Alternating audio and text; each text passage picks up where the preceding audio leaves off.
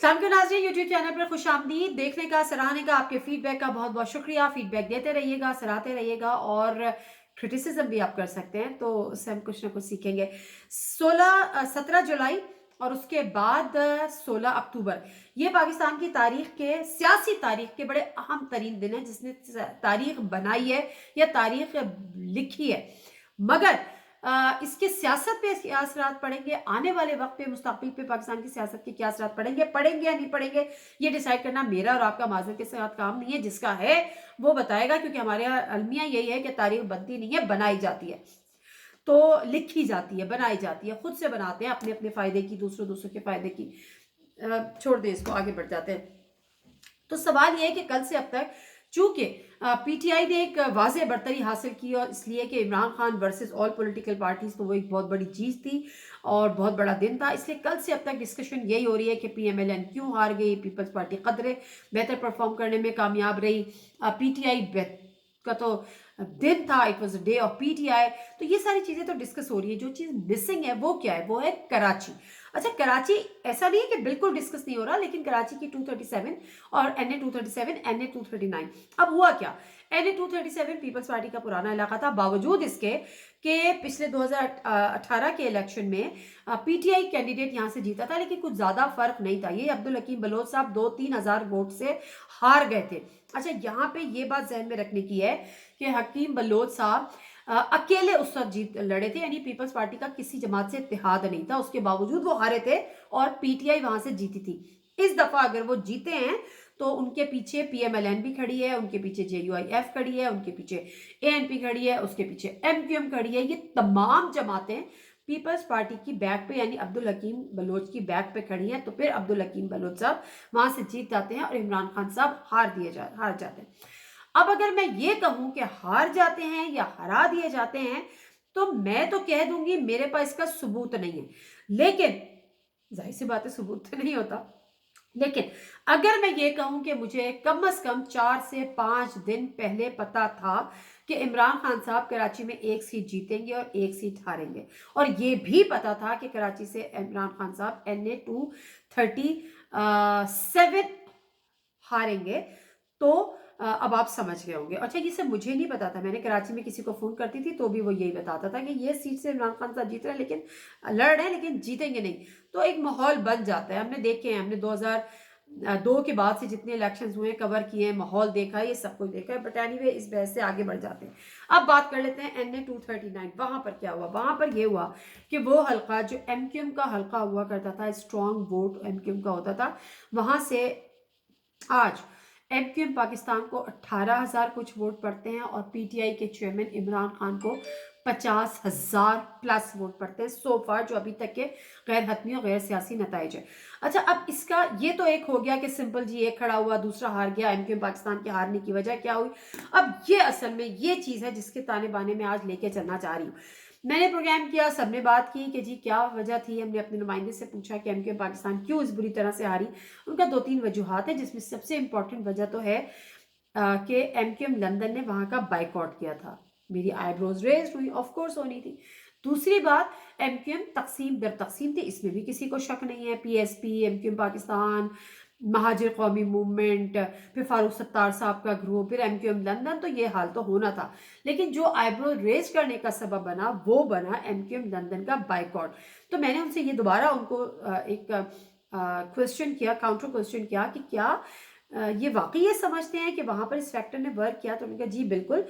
अच्छा, मैंने कहा चलिए, सोशल मीडिया पे पूरी कैंपेन चली कि जी वोट ना डालें, बाइकआउट करें, लेकिन मामला उससे हटके था।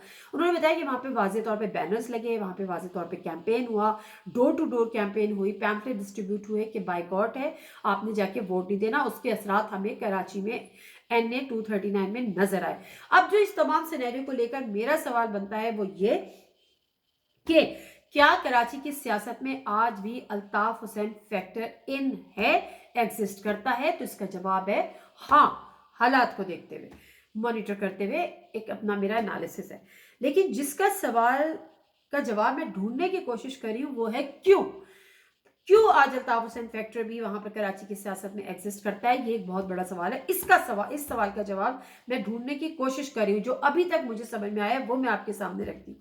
उसकी वजह यह है کہ इस फैक्ट किसी को हमारे यहाँ की जो एक गंदा ट्रेंड है ना, धंधा है पर गंदा है ये, किसी को भी मुकम्मल तौर पे खत्म नहीं किया जाता, मारा जाता है, कूटा जाता है, फेटी लगाई जाती है, फिर उसको वेंटिलेटर पे रख दिया जाता है कि क्या पता कब जरूरत पड़े और वेंटिलेटर हटा के दोबारा से उसको खड़ा करे और दोबारा से उसको इस्तेमाल करे।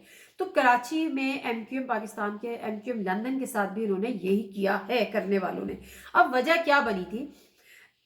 अल्ताफ हुसैन 22 अगस्त 2017 जिसमें मेरे मुंह में खाक, लेकिन उन्होंने पाकिस्तान मुर्दाबाद का नारा लगाया और उसके बाद से उन पर अनअनाउंस्ड बैन है। Mark my words and note my words, unannounced ban, यानी किसी अदालत से ने उस जमात को बैन नहीं किया। अब सवाल यह है कि अगर अल्ताफ हुसैन गद्दार थे, अल्ताफ हुसैन दहशतगर्द थे, अल्ताफ हुसैन पे बगावत का मुकदमा होना था, तो फिर उनको बाकायदा तौर पे उनकी जमात को बैन क्यों नहीं करवाया गया अदालतों में जाकर? फिर आपने वेंटिलेटर पे रख दिया। इसका मतलब है कि जब आप इस्तेमाल करना चाहेंगे आप इस्तेमाल करेंगे, जब उनकी जरूरत पड़ेगी आप वो करेंगे। इसलिए मेरा सवाल यहाँ पर क्यों बनता था। मैं दूसरी तरफ आ जाती हूँ। ये तो एक चलो हो गई उनकी तैयारी, जो ये तैयारी करते हैं या पॉलिटिकल इंजीनियरिंग करते हैं। अब मैं दूसरी एंगल पे बात करती हूँ अवाम की, क्यों अवाम क्यों आज उनको सपोर्ट करिए, ये मैं जानना चाह रही हूँ। वो अल्ताफ हुसैन जिसको पिछले 30 सालों में किसी ने फिजिकली पर्सनली सामने देखा ही नहीं, क्योंकि या तो आपने उनको टेलीविजन स्क्रीन पे देखा या आपने सोशल मीडिया पे देखा, फेसबुक पे देख लिया, पिक्चर्स देख ली, लेकिन उसके बाद फिर भी आप उनको आज सपोर्ट कर रहे हैं, फिर भी आप कह रहे हैं कि अल्ताफ भाई को आना चाहिए, फिर भी आप कह रहे हैं कि अल्ताफ भाई ने चूंकि बाइकआउट कर दिया तो हमने बाइकआउट कर दिया। क्यों अल्ताफ हुसैन का नाम कराची की सियासत से क्यों नहीं मिटाया जा सका, बावजूद इसके कि वो दौर हमने देखा अल्ताफ हुसैन की सियासत के दौर, जब कराची में टारगेट किलिंग होती थी, कराची में खून की नदियां बहती थी, कराची में बत्ताखोरी होती थी, कराची में चाइना कटिंग होती थी, इंक्रोचमेंट होती थी, स्ट्रीट क्राइम्स उरूज पे थे, मतलब यू जस्ट नेम इट, हड़तालें होती थी, मतलब ब्लैकमेलिंग होती थी, क्या कुछ नहीं होता था। इस तमाम चीज बावजूद अगर अल्ताफ हुसैन के नाम लेवा आज भी कराची में जिंदा है, मौजूद है, तो क्यों तो बनता है ना। अब उस क्यों का जवाब ढूंढने की कोशिश करते हैं। उसकी वजह यह है कि इत्तलात यह है कि अगले आने वाले इलेक्शन में जब सबको लेवल प्लेइंग फील्ड मिलेगी तो एमक्यूएम लंदन को भी, क्योंकि कोई लीगल रिस्ट्रिक्शंस नहीं है उनके ऊपर, कोई लीगल ऐसी उनके ऊपर बाइंडिंग्स नहीं है कि वो पॉलिटिक्स में हिस्सा नहीं ले सकते, दिल चाहेगा हटा देंगे, दिल चाहेगा रख देंगे, तो उनको भी स्पेस मिलेगी आने वाले वक्त में। और उस स्पेस कोई इसलिए नहीं है कि कराची के लोगों से या उनके चाहने वालों से मोहब्बत आ गई है, वो इसलिए कि पीटीआई को काउंटर करना है। और ये मैं बहुत पहले से ये बात कर रही हूँ, मैं दो बातें बहुत पहले से कर रही हूँ कि आने वाले वक्त में एमक्यूएम लंदन को कराची में सियासत करने की स्पेस मिलेगी और पीटीआई को काउंटर करने के लिए। और दूसरी बात, मैंने शुरू में ये बात की थी कि एक हल्के से इमरान खान साहब कराची से हारेंगे, और ये हुआ। तारीख नहीं लिखने देनी थी कि 7 के 7 सीटों से जीते, क्योंकि ये तारीख भुट्टो साहब के पास थी। अच्छा, अब आगे बढ़ते हैं कि पीटीआई ये पीपल्स पार्टी के लिए काबिल कबूल नहीं थी, और पीपल्स पार्टी आजकल सबसे ज्यादा लाडली जमात है।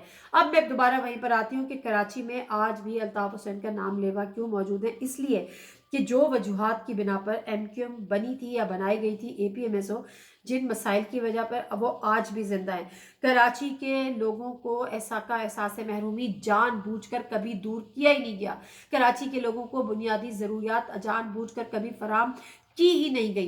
कराची के लोगों पर जो एजुकेशनल अपॉर्चुनिटीज होती हैं उनको लिमिटेड कर दिया गया। कराची के लोगों पर जो जॉब अपॉर्चुनिटीज होती हैं उनको लिमिटेड कर दिया गया। दूसरे सूबों में मुझे बता दें किस सूबे में कोटा सिस्टम है?